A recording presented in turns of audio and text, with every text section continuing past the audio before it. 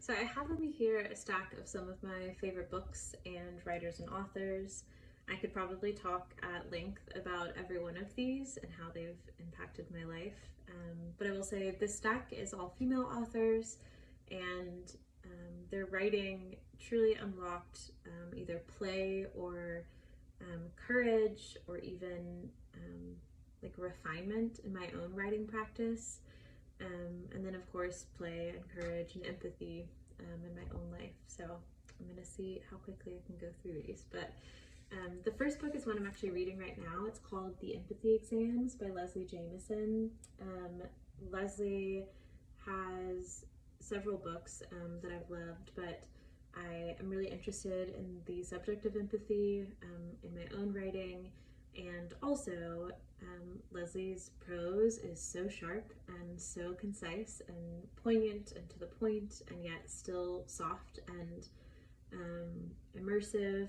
And because having concise, poignant, sharp prose is not something I would say is my strength, I'm trying to read more authors whose strength that is. So Leslie is one of those. On that note, another amazing writer is Maggie Nelson. This is her book Bluets. This was gifted to me from a friend after, as a grown adult, I had talked about blue being my favorite color for years. So also very sharp prose. This book specifically breaks some rules and is written in all of these tiny sections, like short sections, the whole book. And I love a book that breaks the rules. So on that note, probably my number one recommended book is Little Weirds from Jenny Slate. I was so unexpected to delight in this book as much as I did. I love Jenny Slate as a comedian and actress and creative person at large, but I love the way she weaves through real memories and thoughts, and like she's processing things, but she goes immediately into these imaginative, maybe metaphorical descriptions.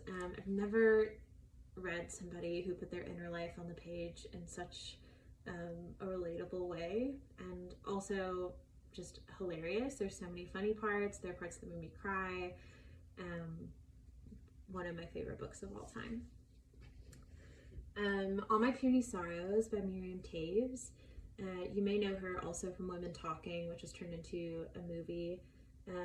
This book does not contain any quotation marks, and so all the dialogue is written just as is, without quotes, which is such an interesting rule to break and dangerous rule to break. And yet I feel like even though this book is devastating, it's a very heavy but beautiful read. I could not put it down. It was just immersive. The pacing of her writing is remarkable, and I feel like magnetic. Like it just kept me wanting to know what was happening next. And I found it really interesting that she could do that without, formal like quoted dialogue. So recommend. This book I purchased visiting a bookstore in Nashville called The Green Ray, and honestly I bought it because it was beautiful, but it is The Hour of the Star by Clarice Lispector. It was originally written in Portuguese. Clarice is Brazilian, I believe, and translated, and this is a weird short novel with a very unreliable narrator who loves to wax poetic about himself, and I feel like there are so many ways we could talk about this book, but I highly recommend it. It's now just like a staple on my bookshelf and one that I'll pull out to read regularly. Poetry was my first love, I would say, and even from an early age.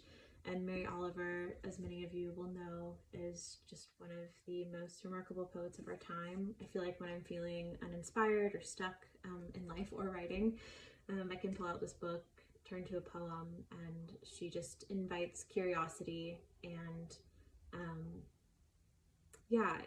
opens up language in a way that I feel like she has a unique gift. And so, yeah, Mary Oliver, an OG. This is the selected works of Audre Lorde.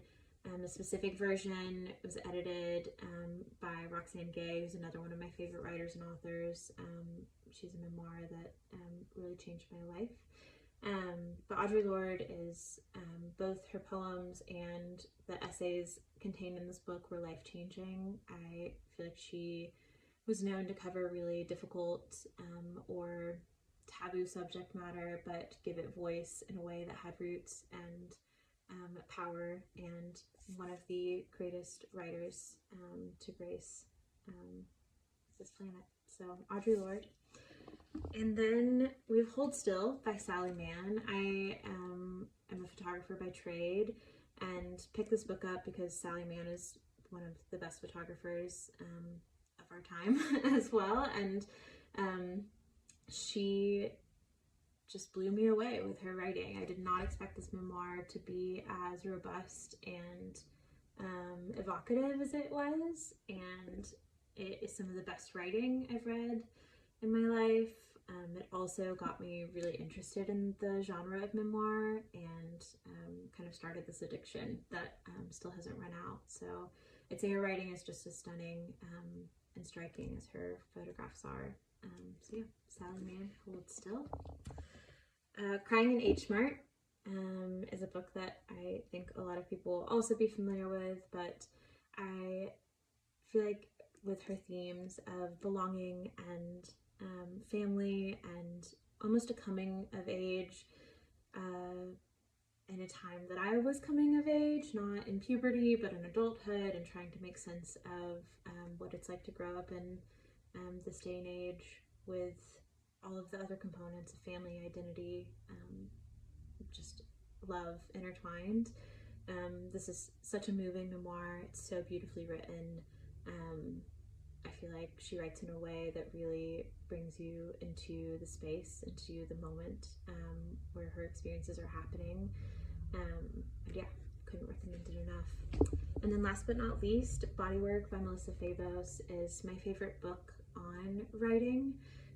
I wouldn't say it's like the end-all be-all or the introductory. This is specifically on writing personal narrative, but Melissa Febos is an amazing writer. I read her book Girlhood before purchasing this book, and have opened it so many times to go back to the places that I underlined.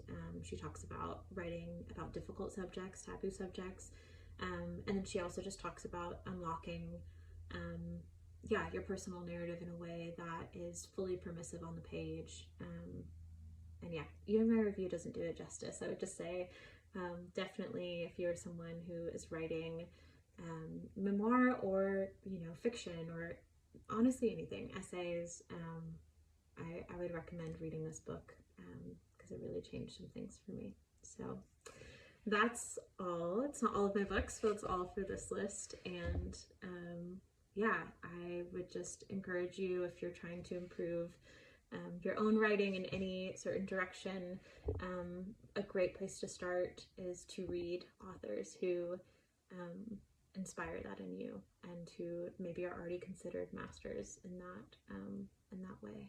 So that's all.